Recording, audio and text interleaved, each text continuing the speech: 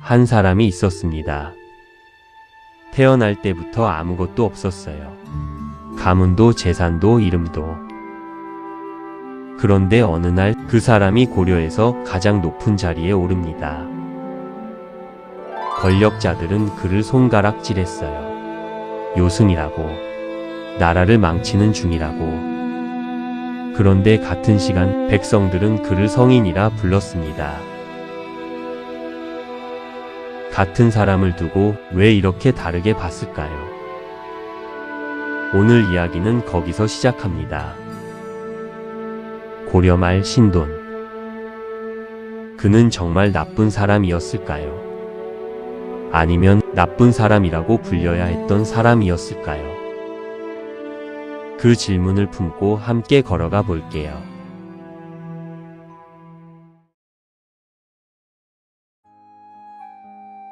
신돈이 살았던 시대를 먼저 잠깐 짚어볼게요. 14세기 고려. 나라 안이 조용하지 않았어요. 권문세족이라고 불리는 사람들이 있었어요. 쉽게 말하면 대대로 권력을 쥐어온 귀족 집안들이에요. 이들이 백성의 땅을 마음대로 빼앗고 있었어요.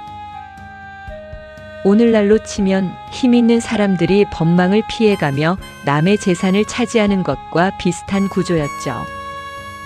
힘없는 사람들은 대대로 일군 논과 밭을 잃고 노비가 되거나 떠돌이가 됐어요.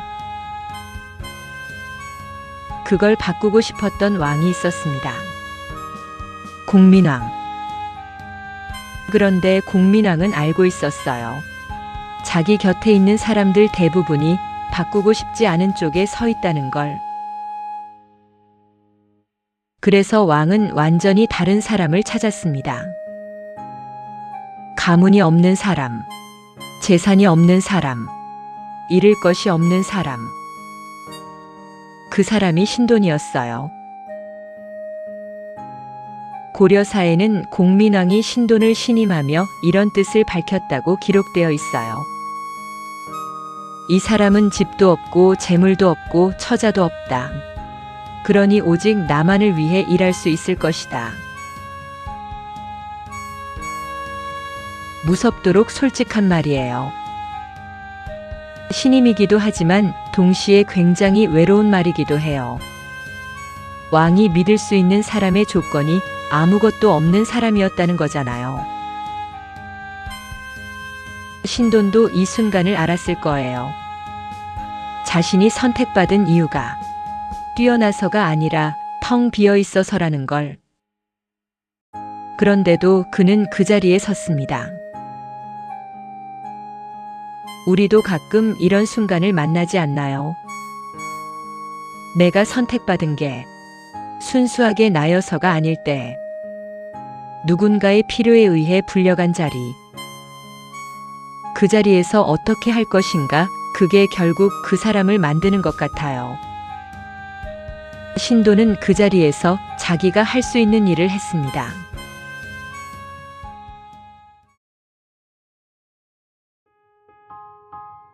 그가 한 일.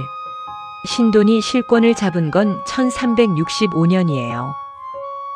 그가 가장 먼저 한 일 중 하나가 전민 변정도감을 설치하는 거였어요.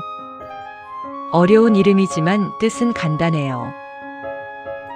억울하게 빼앗긴 땅과 사람을 원래대로 돌려주는 기관. 권력자들이 불법으로 차지한 땅을 몰수하고 강제로 노비가 된 사람들을 다시 자유인으로 풀어줬어요. 오늘날로 치면 수십 년간 불법으로 쌓아온 재산을 환수하고 부당하게 억눌렸던 사람들의 권리를 되돌려주는 것과 비슷한 거예요. 신돈은 이걸 실제로 실행했어요. 고려사에는 이런 기록이 남아있어요. 억울한 자들이 길에 넘쳐났고 신돈이 그 억울함을 풀어주자 백성들은 그를 성인이라 불렀다.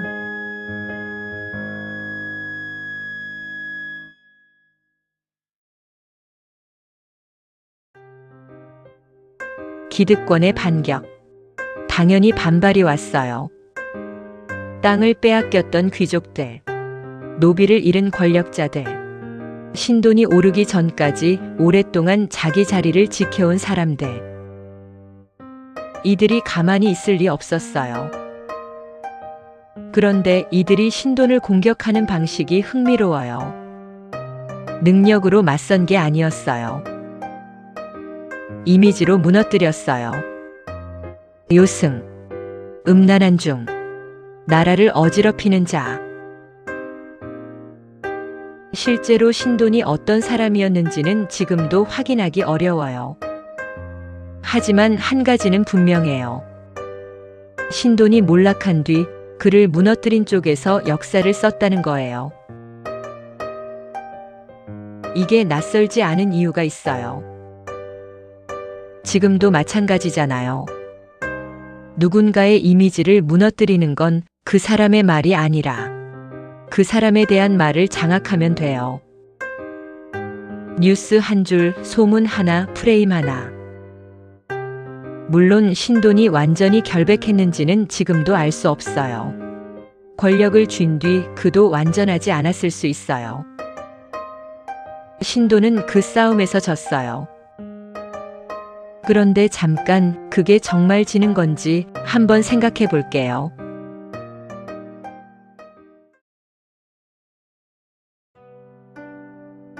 왕의 마음이 흔들리다. 신돈을 결국 무너뜨린 건 외부의 적이 아니었어요. 공민왕의 마음이 흔들렸어요. 처음에는 절대적인 신임이었어요. 그런데 시간이 지나면서 주변의 말들이 쌓였고 왕도 조금씩 흔들리기 시작했어요. 그리고 1371년 신돈은 역모를 꾀했다는 죄목으로 처형됩니다. 권력은 빌린 것이라고들 해요. 신돈은 알고 있었을까요? 자신이 서 있는 자리가 결국 왕의 신임 위에만 세워진 것이라는 걸. 그 신임은 아무리 잘해도 어느 날 갑자기 걷어질 수 있다는 걸.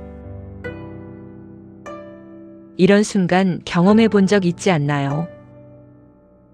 분명히 열심히 했는데 어느 날 분위기가 달라져 있고 내가 왜 이 자리에서 이렇게 됐는지 이해가 안 되는 순간. 신돈의 이야기가 600년이 지난 지금도 마음 어딘가에 걸리는 이유가 거기 있는 것 같아요.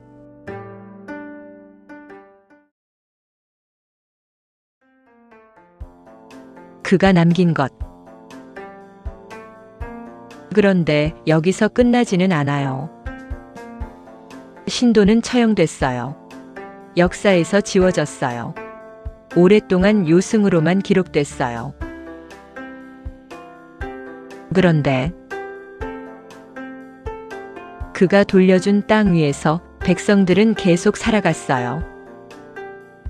그가 풀어준 사람들이 그 이후에도 숨을 쉬었어요. 결과가 남은 거예요. 우리는 종종 이런 생각을 하죠. 내가 한 일이 기억되지 않으면 그게 의미가 있는 건가? 신돈의 이야기는 그 질문에 조용히 대답하는 것 같아요. 기억되는 것과 남는 것은 다를 수 있다고.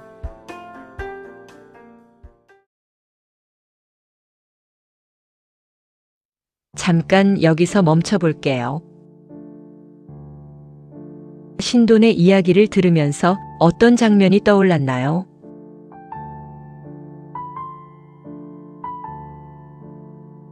혹시 당신 주변에도 아무것도 없이 시작했지만 묵묵히 자기 자리를 지킨 사람이 있었나요?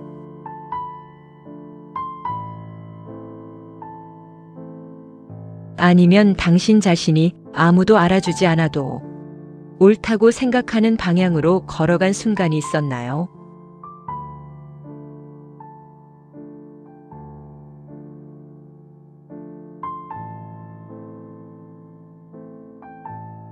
그 순간을 가만히 떠올려 봐요. 결과가 어떻게 됐든 상관없어요. 그 선택을 했던 당신, 그 자리에 섰던 당신, 그 무게를 오늘 잠시 인정해줘도 괜찮아요.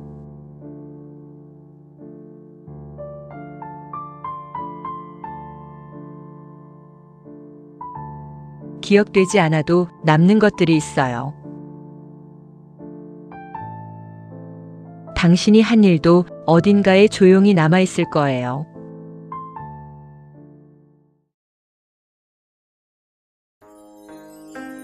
신돈. 그는 오랫동안 나쁜 사람으로 기록됐어요. 그런데 오늘 우리가 함께 들여다본 것처럼 기록을 쓰는 사람이 누구냐에 따라 같은 사람이 완전히 다른 얼굴로 남기도 해요.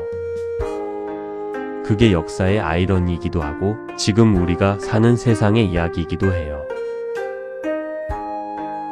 오늘 신돈의 이야기를 들으면서 어떤 생각이 드셨나요?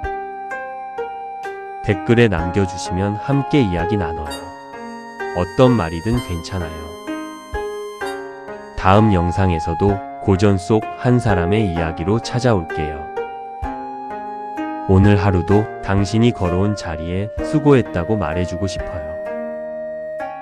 더 많은 위인의 이야기와 지혜를 듣고 싶다면 함께 걸어가요.